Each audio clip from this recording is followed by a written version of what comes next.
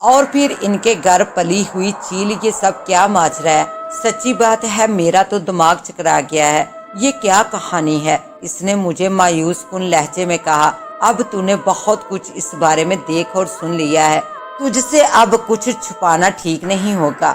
چل میں تجھے ان پر اسرار چیلوں کی حقیقت بتاتا ہوں۔ اور پھر اس نے اس کہانی کا آغاز یوں کیا۔ تم جو ابھی میرے چچا کا شاندار نیا مکان دیکھ کر آئے ہو، یہ کبھی بسیدہ مکان ہوا کرتا تھا۔ اس پرانے مکان میں میرے ابا اور چچا کے خاندان والے مشترکہ طور پر رہتے تھے۔ اوپری منزل پر چچا کی فیملی اور نچلی منزل پر ہماری فیملی رہتی تھی۔ یہ مکان دراصل ہمارے دادا محروم نے کسی ہندو سے خریدا تھا۔ یہ اس وقت بھی بہت پرانا تھا۔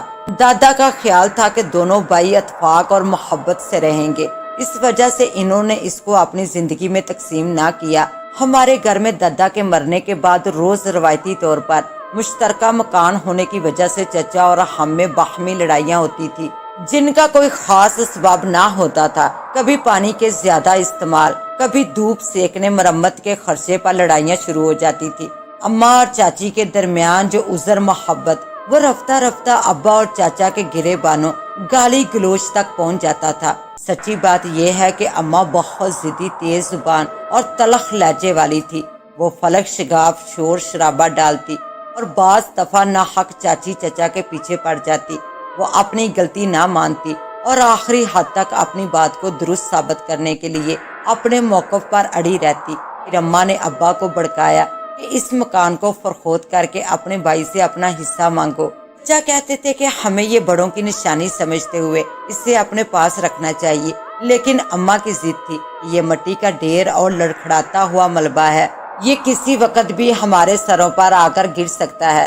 مکان واقعی بہت پرانا ہونے کی وجہ سے جگہ جگہ سے ٹوٹ پھوٹ کا شکار ہو رہا تھا، لیکن اس کی ایسی بھی اتنی بری حالت نہ تھی کہ اسے فروخت کر دیا جائے۔ اور چچا کا یہ خیال تھا کہ اگر دونوں بھائی اس پر مل کر کچھ رقم لگائیں تو اس کی حالت بہتر ہو سکتی ہے، اور ایسا ہو بھی سکتا تھا۔ لیکن اماں بلا اپنے آگے کسی کی سننے والی نہ تھی۔ انہوں نے گھر میں رولا عذاب ڈالا ہوا تھا کہ اس مکان کو ہر حال میں فروخت کر دیا جائے۔ ہم کہاں جائیں گے؟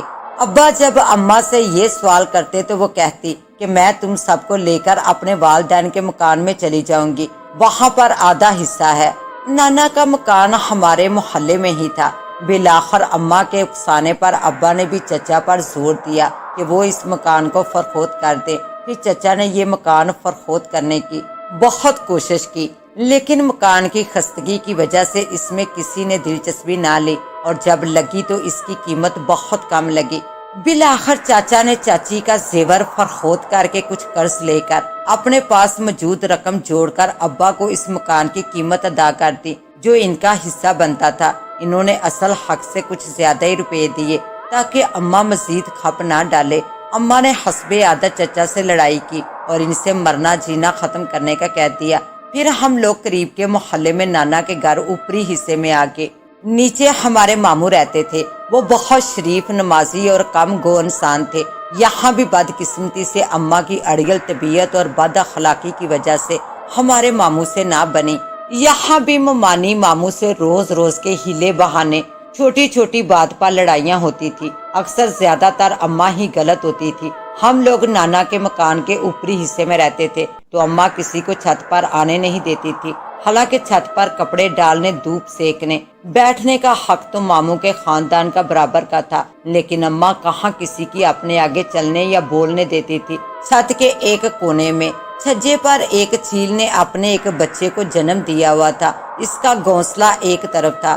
اماں کو وہ بھی برداشت نہ ہوا۔ انہوں نے اسے ہٹانے کی بہت کوشش کی، لیکن وہ ذرا اونچا تھا اور اماں کا ہاتھ وہاں تک نہ پہنچتا تھا۔ لہٰذا انہوں نے مجھے اور بھائی سے کہا کہ اس چیل کے گھونسلے کو اٹھا کر باہر پھینک دو، اور جب ممانی نے یہ بات سنی تو انہوں نے اماں سے کہا کہ اس بے زبان پرندے کے ساتھ ظلم ہے اور اس کا بچہ چھوٹا ہے اور یہ اپنے بچے کو لے کر کہاں جائے گی۔ تو اماں نے ممانی سے شدید لڑائی کی۔ تو کون ہوتی ہے میرے معاملات میں دخل دینے والی؟ غالباً اماں نے ممانی کو دھکا دے دیا۔ اس کے بعد ماموں بھی لڑائی میں کود گئے، ابا بھی درمیان میں آئے۔ خیر پھر لڑائی رک گئی تو اماں نے مجھے اور بھائی سے کہا کہ اس چیل کے گھونسلے کو توڑ دو۔ تو بائی نے غصہ کرتے ہوئے کہا، نہیں اماں، یہ چیل کا بچہ بہت خوبصورت ہے اور میں گھونسلے کو نہیں توڑوں گا۔ گستاخ نامراد اماں کے آگے زبان چلاتا ہے اور ماں کی بات نہیں مانتا۔ پھر بائی رونے لگا۔ اس نے ان کے آگے ہاتھ جوڑتے ہوئے کہا، میں ہرگز یہ گناہ اپنے سر نہ لوں گا۔ چل کامران، تو میرے ساتھ ڈنڈے کی مدد سے اس گھونسلے کو گرا دے۔ میں دراصل اماں سے ڈر گیا تھا۔ میں نے مچان پر چڑھ کر چیل کے گھونسلے کو نیچے گرا دیا۔ چیل تو اڑ گئی لیکن اس کا بچہ زمین پر گر گیا۔ وہ بہت کمزور تھا۔ اماں نے میرے ہاتھ سے ڈنڈا لے کر اسے مارنا شروع کر دیا تو چیل چیں چیں کرنے لگی۔ وہ ممتا کی ماری پھڑک رہی تھی اور چیل کا بیچارہ بچہ اپنی جان بچانے کے لیے ادھر ادھر بھاگنے لگا اور اماں کا ڈنڈا اس پر برس رہا تھا کہ میں نے دیکھا کہ اس چیل کے بچے کی آنکھ سے لہو بہہ رہا تھا۔ بالآخر چیل نے غضبناک حالت میں غوطہ اماں کے منہ پر لگایا اور جٹ سے ان کے منہ پر اپنے نکیلے پنجے مارے اور اپنے بچے کو اپنی چونچ میں دبا کر اڑ گئی۔ لیکن اس دوران اس کا بچہ زمین پر گر گیا۔ ادھر اماں کا چہرہ بھی لہو لہان ہو گیا تھا۔ ہائے میں مر گئی۔ چیل اللہ تیرا بیڑا گرک کرے، مجھے نظر نہیں آ رہا۔ اماں کی فلک شگاف چیخیں گونجنے لگی۔ دیکھتے ہی دیکھتے محلے کے لوگ جمع ہو گئے۔ اماں کو ہسپتال لے جایا گیا جہاں ڈاکٹروں نے بتلایا کہ اماں کی دائیں آنکھ ضائع ہو گئی ہے کیونکہ چیل کے کانٹے دار پنجے نے ان کی آنکھ کا ڈیلا تباہ کر دیا تھا۔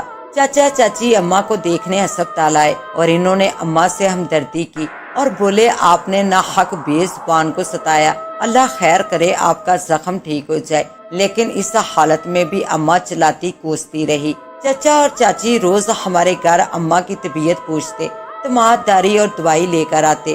ہمارے تعلقات پھر سے چچا کی فیملی سے ٹھیک ہونے لگے۔ دوسری جانب چچا ایک ہمدرد اور بچوں سے محبت کرنے والے انسان تھے۔ وہ گلی کے ایک کونے میں پڑے زخمی چیل کے بچے کو اٹھا کر اپنے گھر لے کے انہوں نے اس چیل کے بچے اور اس کی ماں کی بہت خدمت کی۔ انہوں نے جانوروں کے ڈاکٹر سے بچے کا علاج کروایا، اچھی خوراک دی تو چند روز میں چیل کا بچہ صحت مند ہو گیا، لیکن اس کی دائیں آنکھ ضائع ہو گئی۔ چچا نے اس چیل کے لیے ایک مخصوص جگہ بنا دی تھی۔ کامران نے بتلایا کہ ایک دن میں اپنی گلی سے گزر رہا تھا کہ اچانک چیلوں کے ایک غول نے مجھ پر حملہ کر دیا۔ انہوں نے میرے چہرے پر لگاتار کئی حملے کیے تو میں اپنی جان بچاتا ہوا بھاگا کہ میرا پاؤں ایک گڑھے میں جا کر پھنس گیا۔ اب میں بے بس تھا کہ اس دوران چیلوں نے میرے منہ سر پر اتنے شدید برق رفتاری سے حملے کیے اور انہوں نے میرا منہ زخموں سے بھر دیا۔ چیل کے ایک پنجے نے میری دائیں آنکھ کا ڈیلا باہر نکال دیا۔ لوگوں نے چچا سے کہا کہ وہ اپنے گھر سے چیل اور اس کے بچے کو نکال دے کیونکہ چیلوں نے کامران سے اپنا انتقام لیا ہے۔ چچا نے ان کی کوئی بات نہ مانی۔ ادھر ہمارے اوپر ایک نئی آفت یہ آئی کہ ہم نانا کے جس گھر میں رہتے تھے وہ مکان ایک سرکاری قانون کے تحت ایسی سکیم میں آ گیا جہاں سے گورنمنٹ کو سڑک نکالنی تھی، لہٰذا اس لائن کے تمام مکانات توڑ دیے گئے۔ اس کا معاوضہ نہ ہونے کے برابر ہماری فیملی کو ملا۔ اس طرح ہم لوگ برباد ہو گئے۔ ماموں مدرسہ چلے گئے۔ چچا تو ہمیں پھر سے اپنے گھر بحیثیت کرایہ دار لے جانے کو تیار تھے لیکن چچی نے انہیں منع کیا۔ اس کے بعد ہم اس شہر میں ایک بہت گندی بدبودار آبادی والے علاقے کی جھونپڑی میں چلے گئے۔ پھر کچھ عرصہ بعد ہم لوگوں نے سنا کہ چچا نے اپنا پرانا ٹوٹا پھوٹا مکان نئے سرے سے تڑوا کر بنیادوں سے اٹھا کر 3 منزلہ بہت شاندار بنا لیا ہے۔ دولت کہاں سے آ گئی؟ فطری طور پر ابا اور اماں نے بہت حسد کیا۔ ایک دن ابا سے اماں نے کہا کہ اس راز کو معلوم کرو کہ چچا کے پاس چھپڑ پھاڑ کر دولت کہاں سے آ گئی۔ میں اور ابا دل سے چچا کے نئے مکان کی مبارکباد دینے جب ان کے گھر گئے تو واقعی وہاں نقشہ ہی بدلا ہوا تھا۔ پورے محلے میں چچا کا 3 منزلہ شاندار مکان لش پش چمک رہا تھا۔ ابا نے چچا کو مرے ہوئے دل سے مبارکباد دی اور پھر انہوں نے چچا سے پوچھا کہ تمہارے پاس اتنا کثیر سرمایہ کہاں سے آیا؟ کیا پہلے کچھ بچایا ہوا تھا؟ چچا نے بتلایا کہ یہ راز کی بات ہے، میرے پاس تو کھانے کو ایک دھیلا بھی نہ بچا تھا اور جو روپیہ جمع کیا ہوا تھا وہ تو تمہیں دے دیا تھا۔ دراصل یہ جو سامنے بیٹھی ہوئی چیل اور اس کا بچہ ہے، اس چیل نے تو میری زندگی ہی بدل دی ہے، مجھ فقیر کو بادشاہ بنا دیا ہے۔ میں سمجھا نہیں۔ ابا نے کہا تو چچا نے بتلایا کہ میں نے بڑوں سے سنا ہوا تھا کہ کوئی چیل اپنے بچے کو جب تلک کوئی سونا یا اس سے بنی ہوئی کوئی چیز نہ دکھلائے تو اس وقت تک وہ بچہ اپنی آنکھیں نہیں کھولتا۔ اور میرے ساتھ کچھ ایسا ہی ہوا۔ ایک دن میں چیل اور اس کے بچے کو گوشت کے چھوٹے چھوٹے ٹکڑے دے رہا تھا تو اچانک میری نظر گھونسلے میں پڑی۔ وہاں ایک پرانا غالباً مغل دور کا قیمتی ہار پڑا ہوا تھا۔ میں نے اسے اٹھا کر جب نواب جولرز کے مالک کو دکھلایا تو اس نے کہا کہ اس سونے کے ہار میں 8 قیمتی ہیرے جڑے ہوئے ہیں۔ یہ ہار نہ جانے کہاں سے چیل لائی ہوگی۔ بہرحال نواب جولرز نے مجھے اس ہار کی اچھی خاصی قیمت دی۔ پھر چچا نے کہا کہ یہ چیل میری اور میں اس کا احسان مند ہوں۔ اس نے تو مجھے قیمتی ہار دے کر اپنا احسان اتار دیا، لیکن میں اس کی کچھ خدمت کر کے ہر روز اس کا شکریہ ادا کرتا ہوں۔ اس کے بعد جب یہ خبر اماں کے کان میں پڑی تو ان کی طبیعت مزید خراب ہوئی اور وہ اپنے پچھتاوے کے غم لے کر بیمار ہو گئی۔ کامران نے روتے ہوئے مزید بتلایا کہ اماں کے بعد ابا بھی کچھ عرصہ بعد اللہ کو پیارے ہو گئے۔ بھائی ایک ایکسیڈنٹ کی نظر ہو گیا۔